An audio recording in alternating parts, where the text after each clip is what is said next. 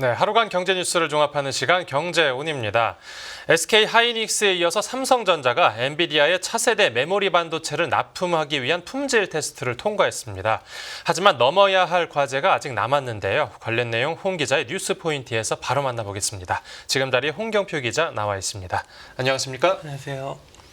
네, 삼성전자가 SK 하이닉스와의 HBM 경쟁에서 격차를 바짝 좁혔다고요? 맞습니다. 삼성전자는 우리나라 1등 반도체 기업이죠. 우리나라 시가총액 1위 기업이기도 한데요.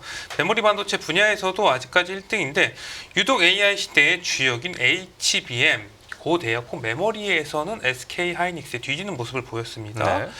AI 혁명을 이끈 엔비디아의 GPU와 짝을 이루는 HBM도 아직까지 못 들어가고 있었는데 이번에는 납품을 위한 테스트를 통과했다는 소식이 전해졌어요. 네. 로이터 통신은 삼성전자가 엔비디아의 4세대 HBM인 HBM3를 납품하기 위한 퀄 테스트, 품질 검증을 처음으로 통과했다고 전했습니다. 네, 4세대 HBM3를 이제 통과한 그렇죠. 거군요. 이 반도체 납품은 어디에 그리고 언제부터 이루어지는 겁니까? 삼성전자 HBM3가 현재로서는 이제 미국의 대중국 제재에 맞춰서 중국 시장용으로 개발된 H20 GPU에 사용될 예정이라고 알려졌습니다. 네. H20은 미국의 대중국 수출 제한 강화 이후에 엔비디아가 중국 시장을 겨냥해서 만든 최첨단 GPU 중에 하나인데요. 이 중국 이외의 시장에서 판매되는 H100보다는 숫자 자체에서도 약간 낮게 보이지만 연산 능력이 제한적이죠. 이어 이제 엔비디아가 삼성전자의 HBM3를 다른 AI 프로세서에도 사용할지 혹은 이를 위해서 추가적인 테스트를 통과해야 되는지 등은 아직까지는 명확하게 알려지진 않은 것으로 전해졌습니다. 네네. 로이터는 삼성전자가 이르면 다음 달 엔비디아의 HBM3 납품을 시작할 것으로 내다봤고요. 예.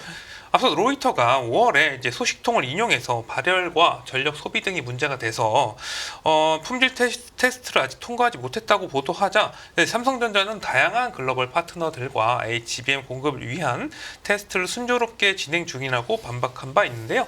이 4세대 HBM3는 엔비디아에 납품하는데 거의 성공한 것으로 보입니다. 네, 이번에 4세대 HBM 테스트를 통과했는데 네네. 아직 넘어야 할 산이 남았다고요? 네, 로이터는 5세대인 HBM3 2는 아직 엔비디아의 기준을 충족하지 못했으며 테스트가 계속 진행 중인 것으로 전했습니다. 현재 SK 하이닉스가 엔비디아의 HBM을 사실상 독점 공급하고 있는 가운데 삼성전자가 AI 반도체 랠리에 올라타고 실적 개선세를 계속해서 이어가기 위해서는 엔비디아에 대한 HBM 납품이 절실한 상황이라고 볼 수가 있겠죠. 네. HBM 시장 주도권을 쥔 SK 하이닉스는 이번에 테스트에 성공한 삼성전자가 성공한 HBM3를 엔비디아가 이미 독점 공급한 데 이어서 올해 3월에는 8단 HBM3E를 양산해서 엔비디아에 공급하기 시작을 했습니다. 네네. 이 때문에 엔비디아로서도 이제 가격 협상력과 이제 수급을 고려했을 때 삼성전자의 HBM 공급이 절실한 상황이고요. 네, 하이닉스는 이제 5세대를 공급하고 있군요. 네. 이제 앞으로 기술 경쟁이 더 치열해지겠네요. 맞습니다. HBM은 AI 시대 반도체 회사들의 차세대 성장 동력으로 주목을 받고 있는데요. 시장 조사 업체 트렌드포스는 AI 서버 시장이 강력한 지속적 수요로 인해서 전체 HBM 공급량은 2025년까지 2배로 증가할 것이다 이렇게 전망을 했어요. 네네. HBM의 공급이 수요를 따라가지 못하는 상황이 되면서 가격 인상도 예상이 되고 있습니다. 삼성전자는 최근에 HBM 개발팀을 이제 신설하는 등 HBM3와 HBM3E뿐만 아니라 6세대인 HBM4 기술 개발에 역량을 집중적으로 투입하고 있습니다. 예. 또 올해 HBM 공급 규모를 전년보다 3배 이상 확대하고 내년에도 2배 이상 늘릴 계획입니다. 네, 알겠습니다. 산업계 소식 살펴봤고 다음 뉴스 보겠습니다. 네, 하는 집값 우려, 상승 기대 심리, 위험 수위. 네, 주택 가격이 앞으로 상승할 걸로 예상하는 사람들이 크게 늘어난 걸로 확인됐다고요. 맞습니다. 한국은행이 이례적으로 수도권 주택 가격을 통화 정책의 핵심 변수로 명시한 배경이 확인이 됐는데요. 이 소비자들의 집값 상승 기대가 가격 급등기인 2021년 말 이후로 최고 수준을 나타내는 등 위험 수위로 올라간 것으로 나타났습니다. 네. 한은에 따르면 소비자들의 향후 1년 후에 주택 가격에 대한 전망을 나타내는 주택 가격 전망 CSI가 115를 기록했는데요. 이는 지난 2021년 11월에 116 이후 2년 8개월 만에 가장 높은 수준을 기록했습니다. 네네. 한은이 조사하는 이 주택 가격 전망 CSI는 실제 주택 가격의 선행지표 역할을 한다는 점에서 향후 집값의 어떤 추가 상승 및 가계대출 증가 우려를 키우고 있는데요. 네. 주택 가격 전망 CSI와 한 달 후에 실제 주택 매매 가격의 상관관계는 0.87로 상당히 높은 것으로 나타났습니다. 소비자들의 기대가 네. 높은 만큼 매매로도 실제로 많이 이어진다 이 소리인데 그렇죠. 이 집값 상승 기대감이 커진 이유에 대해서는 한국은행에서 뭐라고 설명했습니까?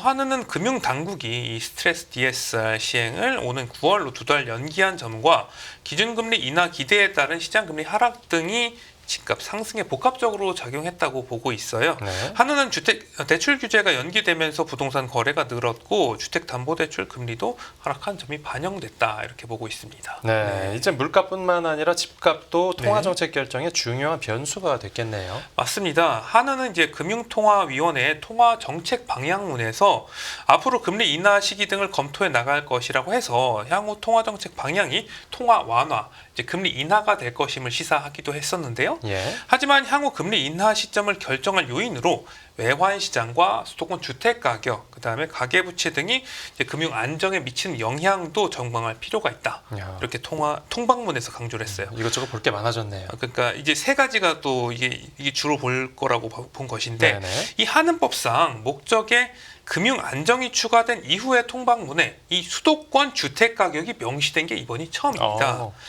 그만큼 주택 가격에 대한 우려가 커졌다는 것인데요. 예. 이 주택 가격이 금리 인하 시점과 여부를 결정할 핵심 변수로 자리 잡을 가능성이 커졌습니다. 네. 이 단순히 물가가 내린다고 금리를 내릴 수 있는 상황이 아니게 된 것이고요.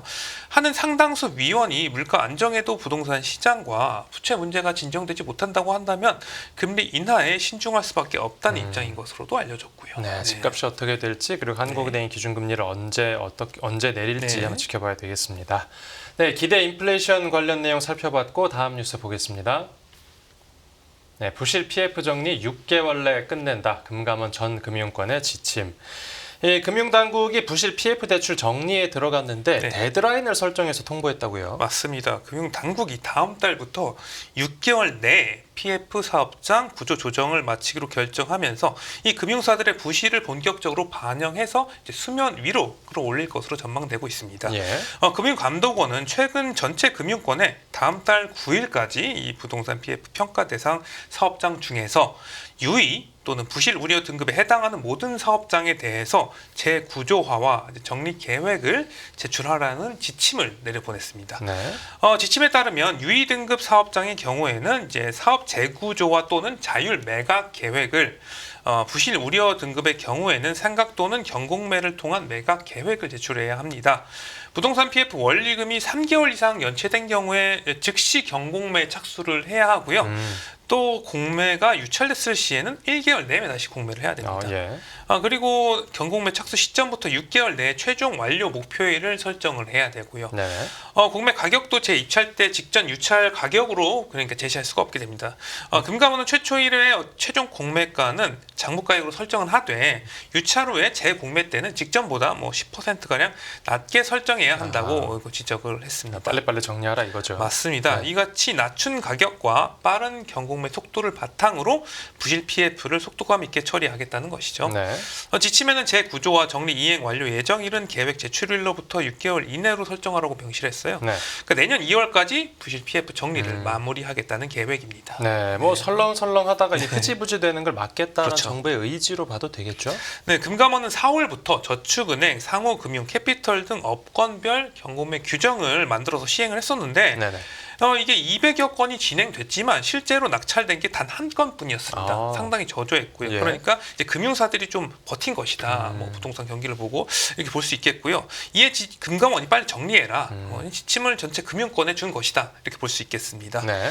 금감원은 전체 금융권에서 PF 정리를 이제 제출받은 뒤 이제 미비점이 발견될 경우에 네. 다음 달 19일부터 재차 현장 점검과 이제 경영진 면담에 나설 계획입니다. 그러니까 미비하면 직접 찾아가서 그렇죠. 혼을 내겠다. 맞습니다. 네. 그 이후에 그러니까 9월부터는 본격적으로 경공매 물량이 나올 것으로 금융당국은 이제 전망하고 있고요. 네. 금융당국은 올해 구조조정 대상 사업장 규모가 전체의 5에서 10%, 경공매가 필요한 사업장은 약 2에서 3%로 추산한 바 있어요. 네. 그러니까 작년만 기준으로 볼 때 부동산 PF 사업성 평가 규모가 약 230조 원임을 고려하면 최대 7조 원 규모가 경공매로 나오고요. 제 구조화까지 포함한 구조조정 물량 규모가 23조 원에 이를 것으로 추산되고 있습니다. 네. 이에 경공매 물량이 대거 늘어날 것으로 시장에서도 보고 있고요. 네, 알겠습니다. 오늘 뉴스 포인트는 여기서 정리하겠습니다. 잘 들었습니다. 감사합니다.